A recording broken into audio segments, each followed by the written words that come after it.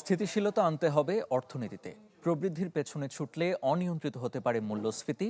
NBR পড়তে পারে প্রায় 1,00,000 কোটি টাকার রাজস্ব ঘাটতিতে। গবেষণা সংস্থা র্যাপিডের বাজেট পরবর্তী আলোচনায় কথা বলেন অর্থনীতিবিদরা। সংকট মোকাবেলায় করের বোঝা না বাড়িয়ে উৎপাদনশীল খাতে সরকার জোর দিচ্ছে বলে জানান প্রধানমন্ত্রীর অর্থ এবং পরিকল্পনা উপদেষ্টা। ঘোষিত 9.5 লাখ কোটি টাকার বাজেটে মূল্যস্ফীতি নিয়ন্ত্রণ, সামষ্টিক অর্থনীতিতে স্থিতিশীলতা, কর কাঠামো নিয়ে চলছে নানা আলোচনা। বাজেট পরবর্তী বিশ্লেষণে অর্থনীতিবিদদের মতে বাজেটে মূল্যস্ফীতিকে নিয়ন্ত্রণে না এনে প্রবৃদ্ধিকে অতিমূল্যায়ন করা হয়েছে। বাজার নিয়ন্ত্রণে না এনে প্রবৃদ্ধির দিকে মনোযোগ দেওয়ায় আঘাত আসতে পারে রাজস্ব আদায়ে। Recovery is necessary, but it must be built on stabilization.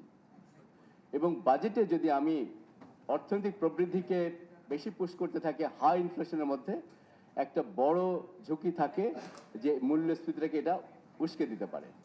বিনিয়োগ পরিবেশ নিশ্চিতে উৎপাদনমুখী শিল্প সচল রাখাতেই নজর দিচ্ছে সরকার।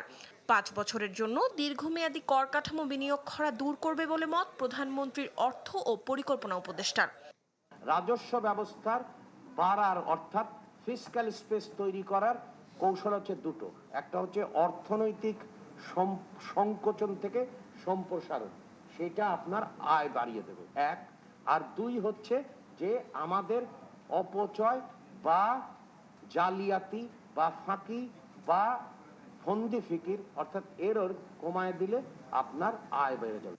দৈনন্দিন জীবনে স্বস্তি ফেরানোই হবে নতুন বাজেটে সবচেয়ে বড় পরীক্ষা বলে মন্তব্য করেন বক্তারা। প্রকাশের যে সংস্কৃতি ছিল না। মরিয়ম আজিজ মৌরিন, চ্যানেল 24, ঢাকা।